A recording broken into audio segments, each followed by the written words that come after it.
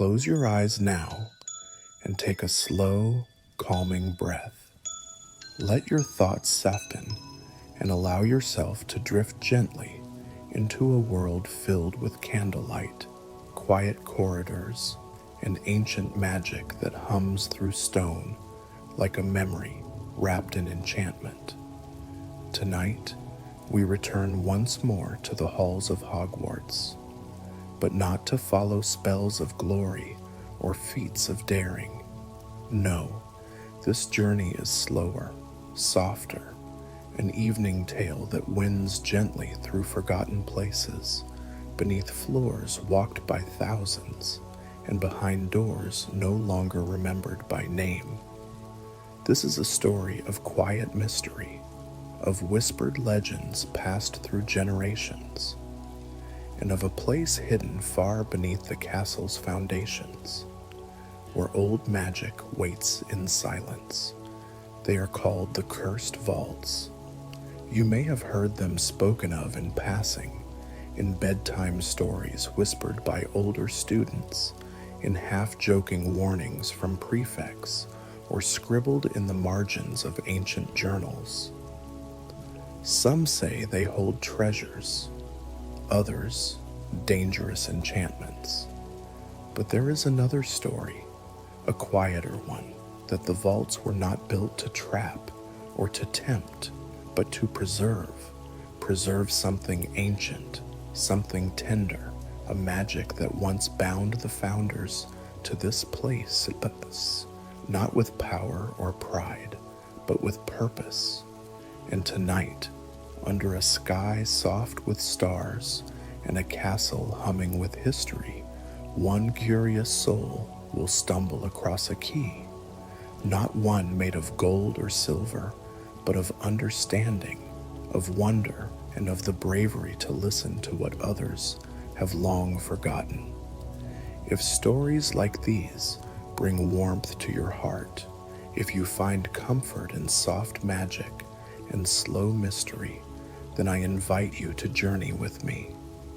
Let this be your gentle escape, a cozy path through candlelit pages and stone-carved secrets.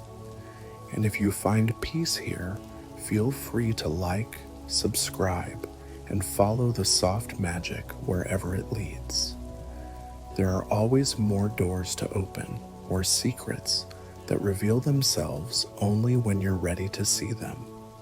Now, find a cozy spot, pull the covers close, let your breathing settle, and in the hush of night, as the lanterns of Hogwarts glow low and warm, let us begin our quiet descent toward the cursed vaults. The castle remembers, and tonight it begins to share.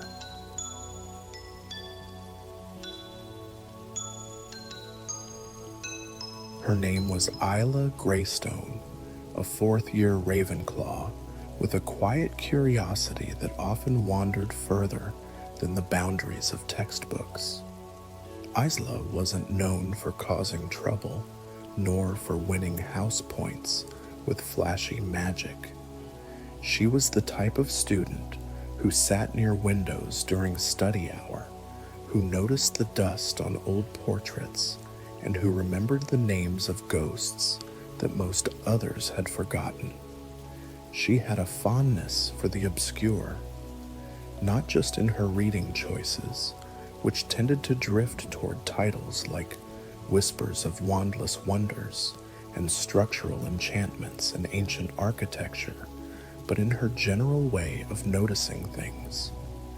A shadow in the wrong place, a warmth in the wall where there shouldn't be any, a hinge that creaked with a rhythm almost like words.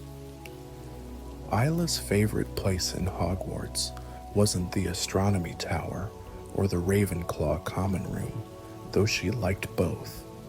It was a small corridor tucked between the library and the charms classroom, a dead-end hallway with no door at the end, just a faded tapestry of a moonlit glade. Most students passed by it without a glance, But Isla liked to sit there, where the corridor hummed faintly beneath her fingertips, as if it remembered something that no one else did. Her best friend, Leo Fairbairn, was a Gryffindor with a relaxed smile and an easy laugh. Where Isla was thoughtful and inward, Leo was expressive and warm.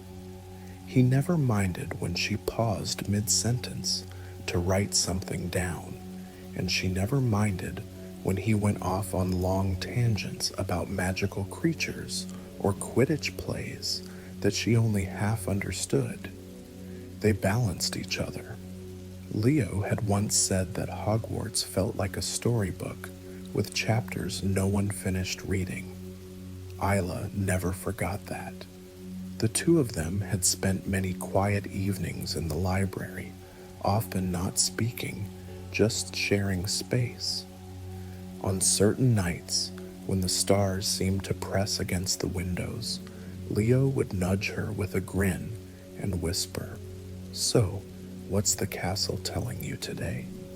And Isla, who always listened closely, would smile and say, "It's remembering something." On this particular evening, the two of them were tucked away in the library's lesser-used wing. Rain whispered gently against the high windows. The lamps cast warm halos across stone floors and pages that turned softly under their fingers. Leo was dozing over a book about goblin smithing. Isla was reading about magical vaults. She didn't know yet, but tonight the castle would answer her curiosity, and the first whisper was about to find her. The library had grown even quieter as evening deepened into night. Rain tapped rhythmically against the windows, casting watery patterns on the stone floor. Most of the lamps had dimmed on their own, leaving pools of golden light scattered between shelves. Somewhere far off, the library's enchanted clock chimed the hour in soft, musical tones. Isla Greystone didn't notice. She was hunched gently over a large, dusty tome titled Anomalous Vaults and Magical Structures, a Foundational Theory. The book had been wedged far at the back of a lower shelf in the architectural magic section, and it looked like no one had touched it in decades. The cover had long since faded, and the spine creaked with age. It had felt warm in her hands, just slightly, when she pulled it free, and that warmth still lingered now. Leo, curled up on the rug nearby, was fast asleep, his head resting on a folded robe, a forgotten book about magical forges open across his chest. Isla smiled fondly at him, then turned her attention back to the book. The chapter she was reading was filled with diagrams, floor plans of forgotten rooms, speculative cross-sections of the castle's earliest construction. Most of it was theoretical, but one section in particular had caught her attention. A page near the middle had no heading, no title, just a simple drawing of a vault door carved with runes, half hidden beneath Hogwarts itself. There were no notes, no commentary, but the moment Isla turned to that page, she felt something stir, not in the air, but in her. It was subtle, like the feeling of almost remembering something, a flicker, a hush, a sense that something beneath the page was quietly reaching out. She touched her fingers lightly to the drawing, and something shifted. The ink shimmered, not brightly, not dramatically, just enough to blur for the briefest moment and then reform. The vault on the page now glowed faintly around the edges, faint silver lines curling outward like ivy. Isla held her breath. A single rune at the top of the vault had changed shape. Slowly, in ink that glowed and then settled, it rearranged itself into a symbol she knew.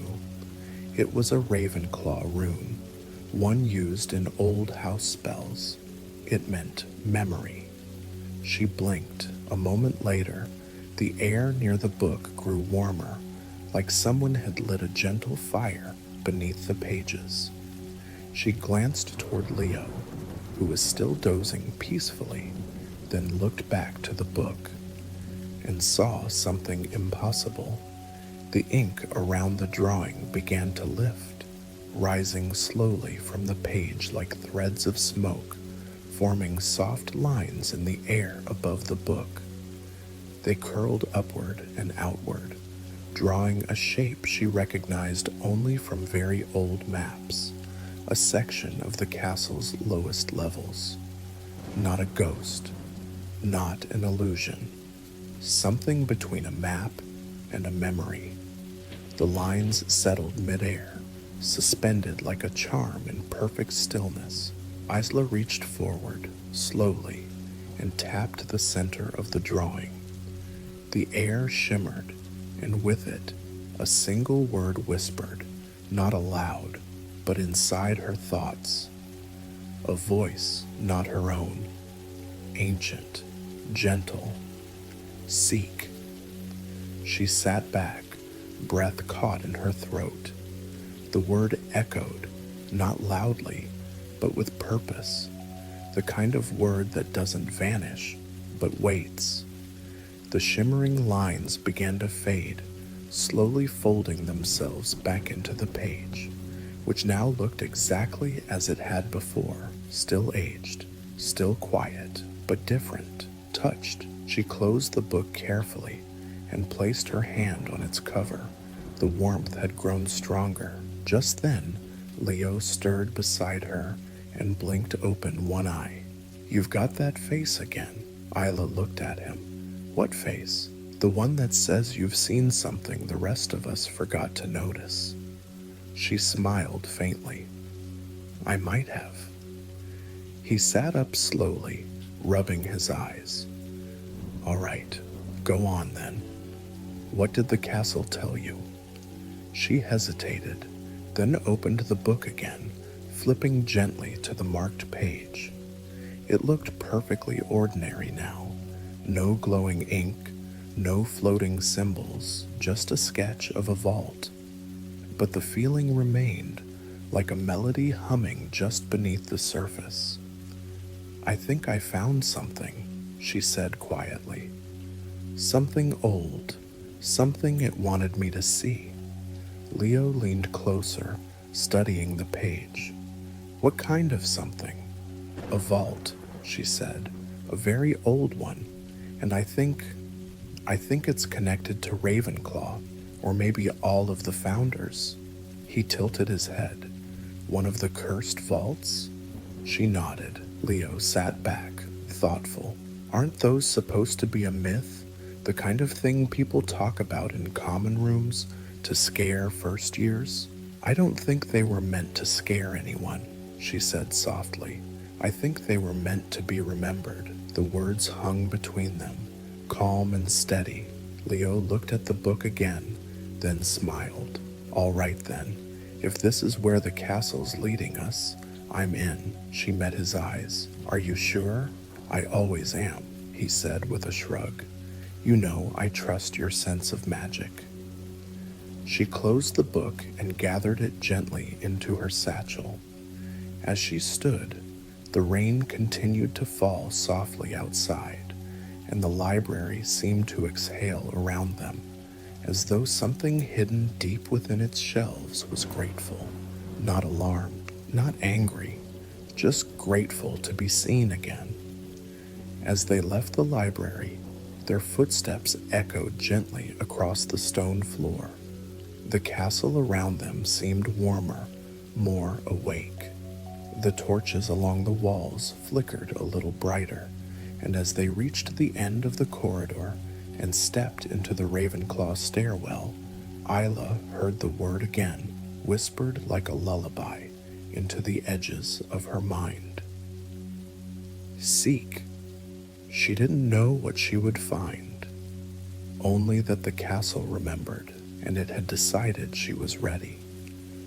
The following evening, the castle was wrapped in mist. It drifted across the courtyard like a soft enchantment, rising in faint tendrils from the grass and stone, swirling around arches and through stairwells. The kind of mist that blurred the edges of things, turning familiar halls into soft dreamscapes and lantern light into gentle halos that hung in the air just long enough to make you pause and wonder if you were still awake. Isla moved quietly through it, her satchel slung over her shoulder, the book she had found in the library resting inside. It was warm again, not in a dramatic or alarming way, but more like a pocket stone held too long in the hand. Comforting, familiar, as though it had chosen her.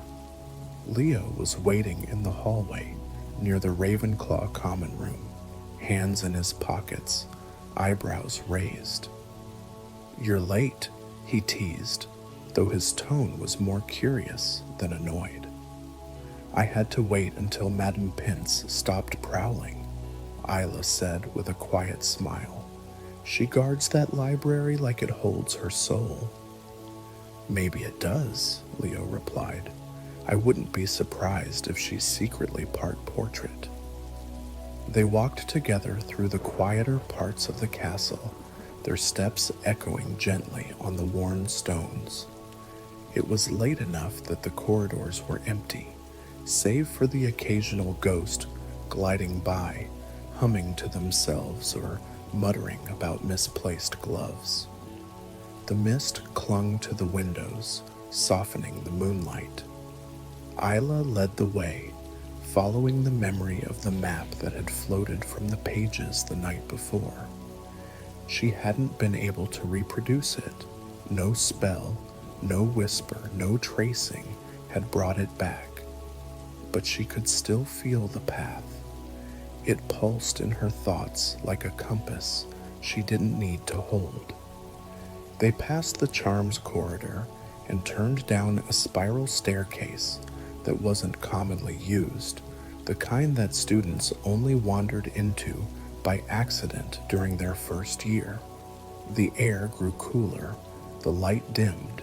Magic, in its gentlest form, tingled in the quiet.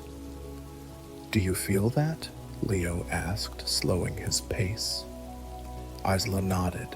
The castle's watching, but not in a bad way. The corridor at the bottom of the stairs ended in a wall. Stone, solid, no door, no sign. But Isla stepped forward and placed her hand on the center of it, right where the drawing in the book had shown the entrance. And the stone whispered back. It didn't open with a rumble or groan. There was no sudden flash of enchantment. Instead, the runes on the wall began to glow, softly at first, then with a quiet steadiness. Not carved, but remembered, as though the wall itself had forgotten it was a door and only now recalled how to open. The stone rippled like water, and then a seam formed, a small archway appeared, just wide enough for the two of them to pass through. On the other side was a narrow passage, low and round, its floor worn smooth by feet that hadn't walked it in generations. They exchanged a look, steady, sure, and stepped inside. The air in the corridor was different, not stale or dusty, but cool, still, and faintly floral, as though it carried the lingering breath of some long-forgotten enchantment. The walls were covered in ivy-shaped carvings, their edges glowing faintly blue, as if tracing out an invisible path. And then, the corridor ended in a chamber, round, high-ceilinged, silent. At its center stood a tall stone pedestal, and on top of it rested a crystal globe, no larger than a quaffle, smooth and translucent, glowing from within with a soft, silvery light. Runes circled the pedestal, pulsing gently. Isla approached it slowly, drawn without fear. The runes shimmered beneath her feet, one by one, like stepping stones of light. The globe began to brighten, and from within it, shapes started to swirl. Images, not reflections, not memories, histories. The room darkened as the globe cast its light upward, revealing ghostly figures that emerged in slow, dreamlike motion. The four founders of Hogwarts, Rowena, Godric, Helga, and Salazar, stood together in a circle, their robes billowing in invisible wind, their hands outstretched toward the center. No sound came, but Isla and Leo could feel their intent. Magic moved between them, not fierce or fiery, but ancient and solemn, protective. They watched as the figures constructed something deep beneath the castle, behind layers of enchantments. A vault, not to hide wealth or power, but to preserve something far more delicate: emotion, memory, purpose.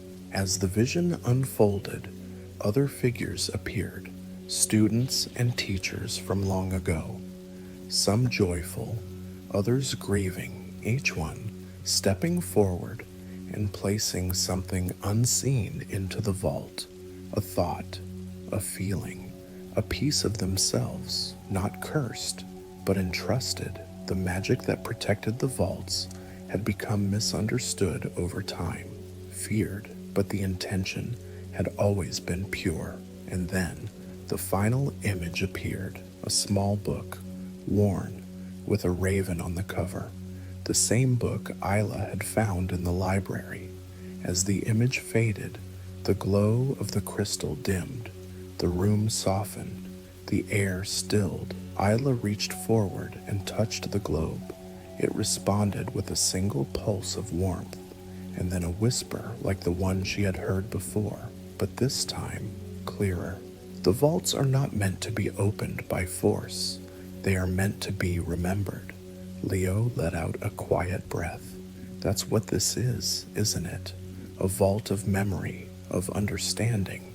Isla nodded, her voice barely above a whisper.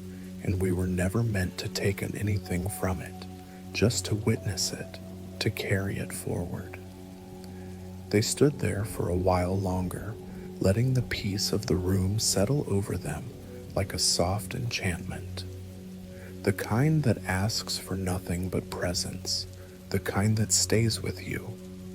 Eventually, the runes on the pedestal dimmed, and the globe fell still. As they turned to leave, the corridor behind them had already begun to close, not shutting them out, but simply returning to rest, like a secret exhaling, content to sleep again.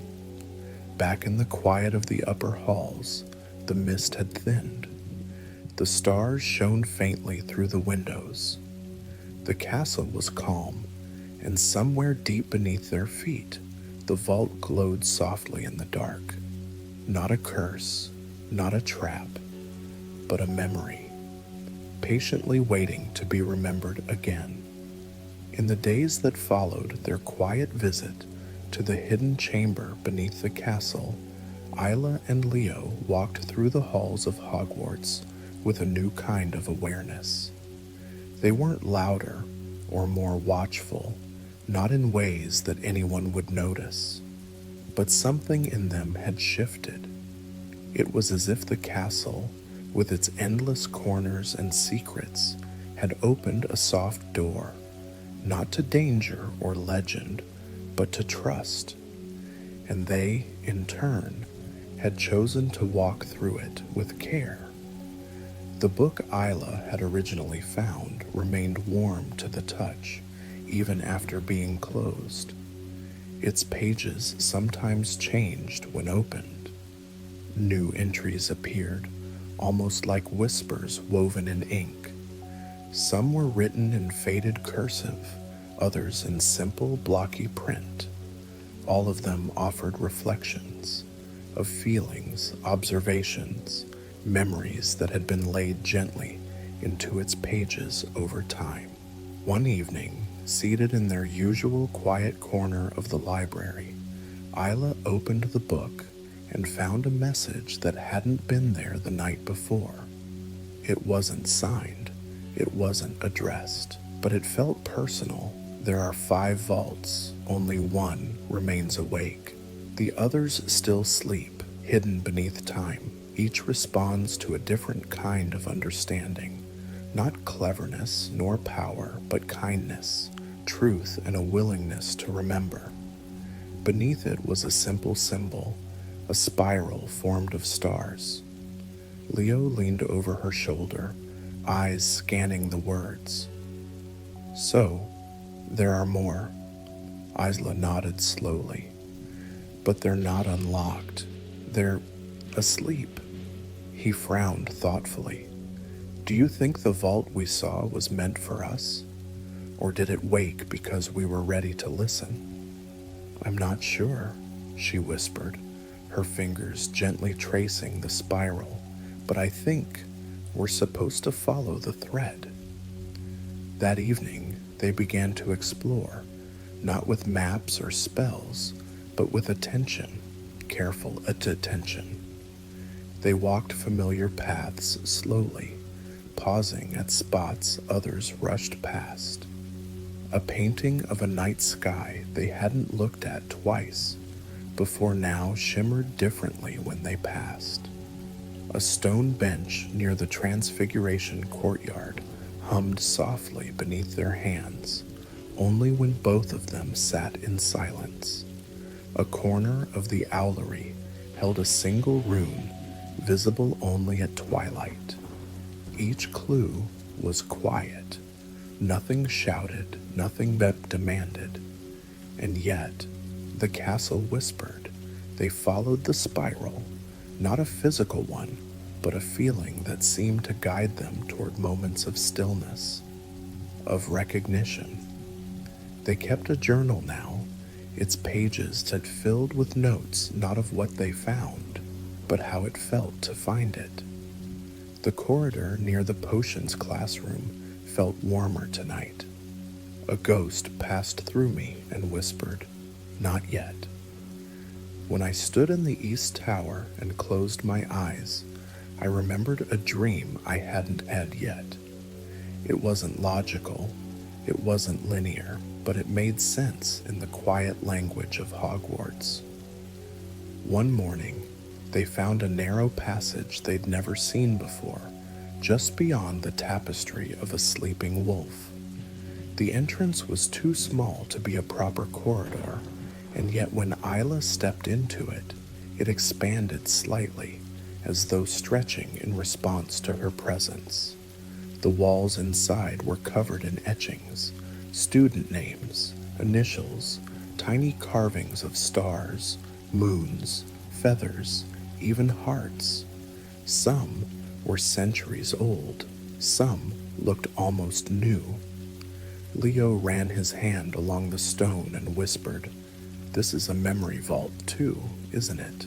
A different kind." Isla nodded, "One that doesn't need spells." At the end of the passage was a small stone shelf, and resting on it was a single object, a folded piece of parchment sealed with soft blue wax. They opened it carefully. Inside was a simple message. Not all vaults hold magic. Some simply hold the parts of ourselves we've left behind. Be gentle when you find them. No signature, no instruction, just that. They left it exactly as they found it, but copied the message into their journal. The gentle suspense of it all didn't come from danger, but from wonder. Each turn of the castle now felt like a possibility. Every empty classroom, every unused stair, seemed like it might quietly unfold if only they listened hard enough. In the herbology greenhouses, they found a vine curling into the shape of the same spiral etched in their book. Professor Sprout smiled softly when Isla asked about it. "Oh, that one. Been curling like that for decades. Some say it's just natural growth, but I suppose it could be something older. Hogwarts always did have a way of remembering things in its own fashion." And then she added, "Why do you ask, dear?" Isla paused, then simply said, "I think it's trying to tell a story." That night, the book glowed faintly on her nightstand, and when she opened it, the words were waiting. "One vault is near the roots, one near the wind, one beneath the stars, one inside the silence, and one has already seen you." Leo read the page over her shoulder and whispered, "Inside the silence. That's the one we found, isn't it?" She nodded slowly, her eyes reflecting the soft golden light of the candle beside them. "They're not cursed," she said quietly. "They're misunderstood." The story they were following wasn't one of unlocking doors or gathering artifacts. It was a trail of memory, a map of emotion, of places in the castle where moments had settled, moments of kindness, grief, love, reflection, magic that had lingered because it had been held with meaning. And Hogwarts had cradled it all. By the end of the week, they had visited 4 locations, each different, each quiet, each holding a piece of something they couldn't fully describe. But each time, the book responded with warmth, and in their dreams, the castle pulsed softly beneath their feet, as if murmuring, "You are close, you are listening, you are becoming." The mystery hadn't deepened through fear, but through feeling, and so, with soft steps and steady hearts, they continued, not to awaken power, but to remember purpose, to find the vaults, and to listen gently. The castle had become a living map for Isla and Leo, not in the way Marauders' maps trace footsteps and names, but in a more intuitive way, like the old stones were nudging them softly, leading them through emotion and memory rather than direction. It wasn't long before the next vault made itself known. One morning, as golden light spilled through the Ravenclaw Tower windows, Isla opened the cloth-bound book that had become their nightly companion. A new message awaited her, etched in neat, careful script that hadn't been there the night before. "When you find the vault of wind, do not knock. Simply listen. It will open when it knows you are ready." There was no map, no instructions, only that. Leo read it aloud beside her. "Vault of wind, hmm?" He stretched and smiled, already dressed for the day. "Sounds breezy." Isla chuckled softly. "Or maybe it's somewhere high up, somewhere the air carries echoes." They both paused. Then, almost in unison, they looked toward the open window. The astronomy tower. It made sense, not because they knew it would be there, but because it felt right. That's how most of the vaults revealed themselves, not through force or deduction, but through resonance, a quiet certainty, like turning the page of a story and already knowing the next line before it appears. Later that day, After lessons had ended and the stars had begun to prick softly at the sky, they climbed the spiral staircase to the very top of the tower. The evening air was crisp, curling around them like a whisper. The observatory dome had been opened, revealing a sky brushed with lavender and indigo. The platform was empty. Just them, the telescope, and the wind. They stood in silence for a while. Then Isla spoke softly. "If the vault responds to listening, maybe we should stop trying to find it and just let it find us." They closed their eyes. The breeze was gentle. It tugged lightly at their robes, carried the scent of pine and parchment, and danced through their hair with patient fingers. And then, a sound, very faint, like the breath of a song. They followed it, not toward a visible door or hidden compartment, but toward the southern wall, where the wind curved around the stone and created a soft, harmonic hum. Isla placed her hand gently on the wall and felt warmth, so slight it could have been imagined, and then the wall shimmered, not all at once, but slowly, gracefully. The stone didn't vanish.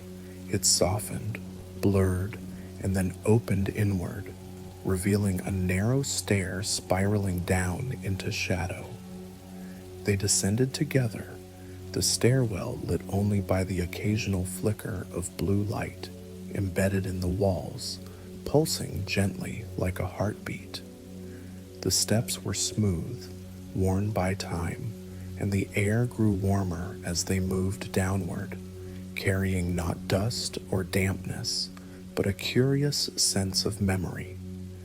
The stairs ended in a small, circular chamber carved from stone the color of moonlight. At the center was a pedestal, much like the one in the first vault, but instead of a crystal orb, this one held a feather, long, soft, and glowing faintly silver. It floated just as above the pedestal's surface, unmoving, untouched by any breeze. Isla stepped forward. The moment she did, images unfurled into the air, memories not her own, floating gently like threads of silk. A student standing alone on the tower at dawn, whispering hopes into the wind. A pair of friends tying notes to owl legs, watching them vanish into the clouds. A professor, quiet and tired, standing by the railing, eyes closed, remembering someone lost. And then, one final image, a young girl holding a book close to her chest, whispering, "Please let me belong." The vault was not just a place of secrets. It was a vessel of feelings carried on wind, words never spoken aloud, dreams released into the sky, hopes the castle had caught and kept safe.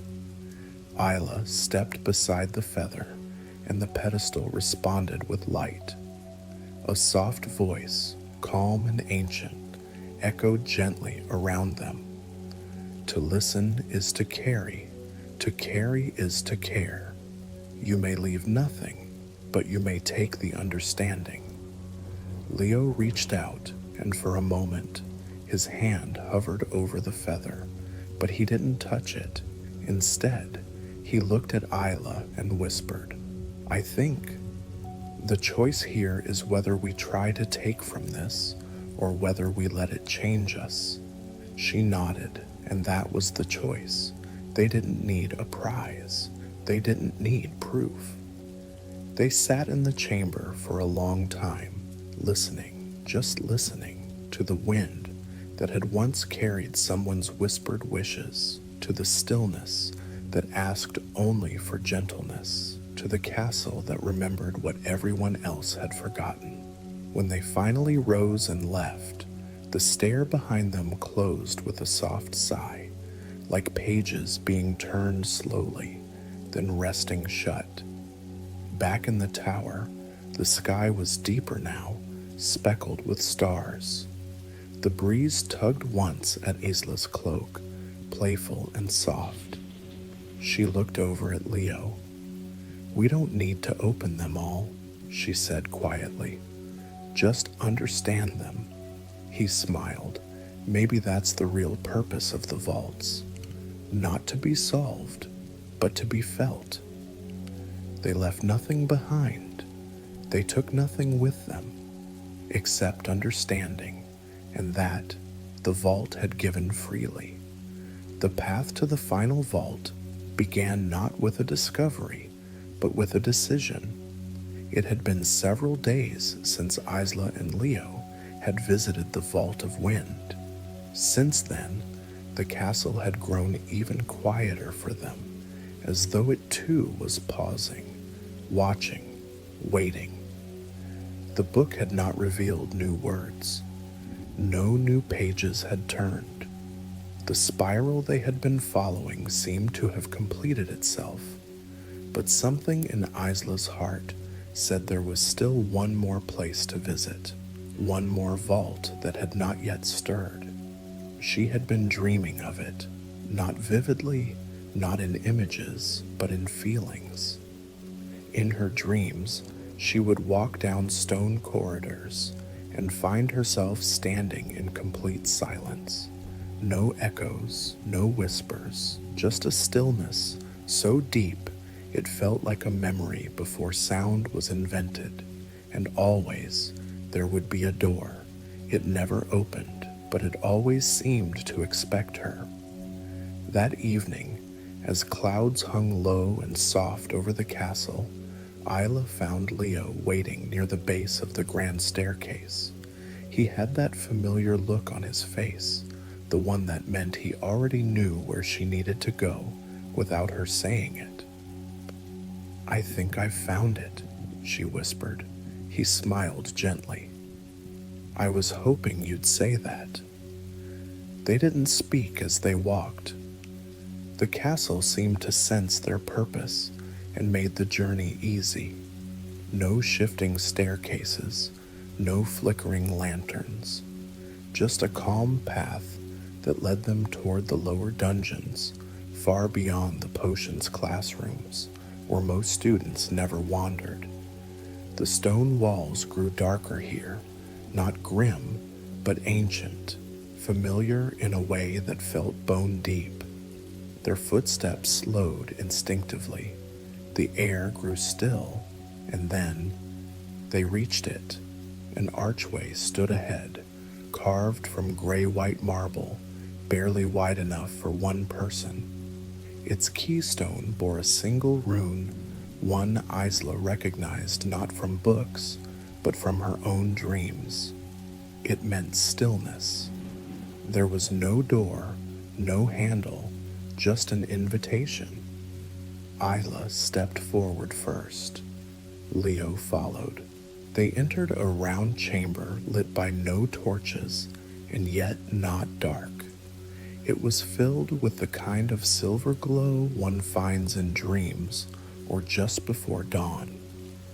At the center of the chamber sat a low stone table, smooth and untouched. Upon it rested a shallow basin filled with clear water, but it was not a pensieve. There were no swirling memories, no mist, just stillness. Isla stepped closer and felt her breath slow, her heart too. Everything inside her began to soften, not with sleep, but with awareness. The water shimmered faintly, and then, without ripple or sound, it offered her a vision, not a memory, not an image, a knowing. This vault was not built by the founders. It was built by the castle itself. She didn't know how she understood that. She simply did, the way you know you're safe in the arms of someone who cares for you, the way you feel peace when a storm ends. This vault, hidden in the deepest silence of the school, was a place where magic came to rest. Here, magic no longer moved with purpose. It didn't swirl or spark, it simply was, timeless, patient, gentle. Leo stood beside her, and as he looked into the water, he too seemed to understand. This is where the castle stores what can't be written, he whispered. The unspoken, the unseen, the things no one remembers to carry. They knelt together at the edge of the stone table, and in that moment, the basin responded. It did not swirl, but pulsed gently with light, and then, one by one, images began to rise, not floating above the water, but forming in the air around them like soft light caught in mist. A student quietly comforting a crying classmate after lights out. A professor lingering in the great hall long after dinner, placing a note at a seat no longer filled. A young girl, first year, standing alone in the corridor and whispering, "Please let someone sit with me today." Moments of quiet hope, quiet care, quiet grief, moments that no one else had seen, moments that mattered deeply, even if they were never spoken of again. The vault held them all. Leo reached out as if to touch one of the lights, then paused. These were never meant to be found, were they? No, Isla said softly, only witnessed. As they sat in stillness, a soft presence filled the room, not a figure, not a voice, but something deeper.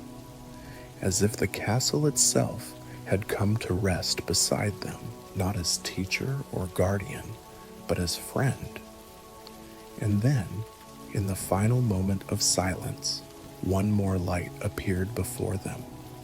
It was a memory of them, climbing the astronomy tower, standing before the pedestal of the feather, sitting in the first vault, hands on the glowing orb, and then placing their journal gently on the floor, opening the book, and writing one sentence. We came to remember, not to take. The vault shimmered with that memory. It folded it into the light, and Isla finally understood. They were not the seekers. They were the offering. The vaults had not tested them. They had welcomed them because Isla and Leo had come with open hearts, with gentle wonder, with the kind of curiosity that asks, what if this was never about us? They rose, hand in hand, and the light of the chamber faded, not vanishing, but returning to stillness, back into the stone, back into the silence. And in that silence, the magic waited, not to be awakened, but to be remembered. The path back to the surface was slow, and that felt exactly right. Neither Isla nor Leo spoke as they ascended from the final vault, their footsteps soft and measured, as though they were trying not to disturb the silence they carried with them. The castle remained hushed, and the glow from the walls faded gently as they moved upward, guiding them just enough to see, but never drawing attention. The silence wasn't empty. It was full of meaning, full of understanding, the kind of quiet that lingers after a symphony has ended, or after someone you love has said something that makes everything feel a little more whole.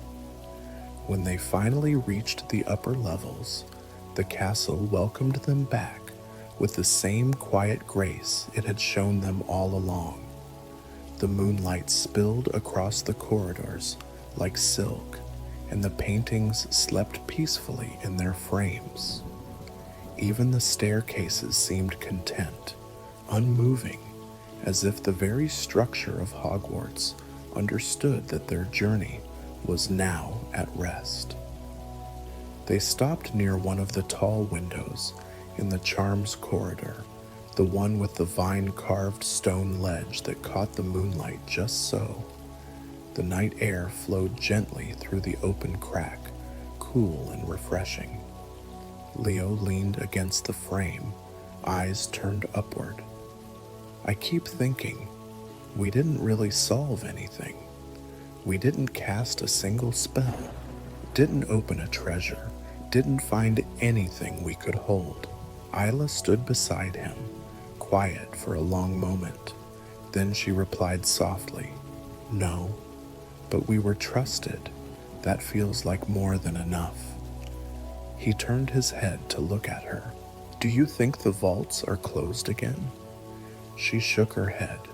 "No, I think they're resting, like books placed gently back in a shelf, waiting for the next person who might need them." And truly, that was what it felt like, that they hadn't uncovered something forbidden or claimed some ancient power. They had simply been given a glimpse of the deepest heart of the castle, the part that remembered, that felt, that listened. The book they had carried for so long was now quiet. When Isla opened it later that night, back in the Ravenclaw dormitory, the pages were blank. Not erased, but fulfilled, as if it had finished what it was meant to do. She placed it gently on the table beside her bed, letting her fingers rest on the cover for a moment before whispering, "Thank you." Then she crawled beneath the blankets, the night cool and still outside, the sky soft with starlight.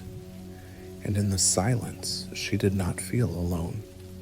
Somewhere deep below, in chambers carved with care and cradled by time, the magic of Hogwarts rested. And so did she, not with the thrill of discovery, but with the comfort of being part of something ancient and kind. And now, dear listener, the castle is quiet once more. The moonlight gently touches the stone towers. The breeze through the high windows carries only the soft rustle of enchanted curtains. In the library, the books have settled. In the corridors, the lanterns flicker low and steady. Even the staircases have gone still, content to wait until morning.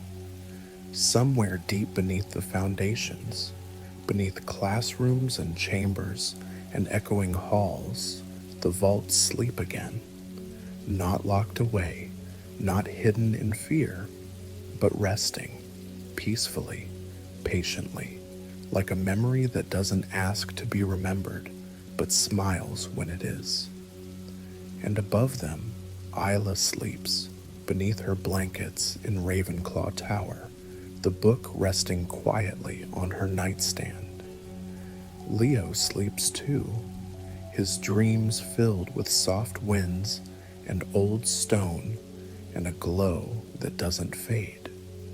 They are not burdened by what they've seen. They are comforted, calmed, held gently by the truth that some magic asks for nothing but care. And you, dear dreamer, you've walked this path with them. You've wandered the halls, traced the ivy runes, stepped into the silence, and listened closely to the magic that doesn't shout. So take a deep breath now and let it out slowly. Let your shoulders relax. Let your thoughts quiet. You are safe. You are welcome. And you are part of the castle's story now too. If ever the world feels too loud, if the days feel too full, remember this. There is a place far beyond the noise where magic still listens, where memory still matters, and where the quietest footsteps can lead to the most beautiful discoveries. Hogwarts remembers, always. So rest now. The vaults are sleeping, and the night is long and calm and full of peace. Good night, gentle soul. the castle will be here when you return.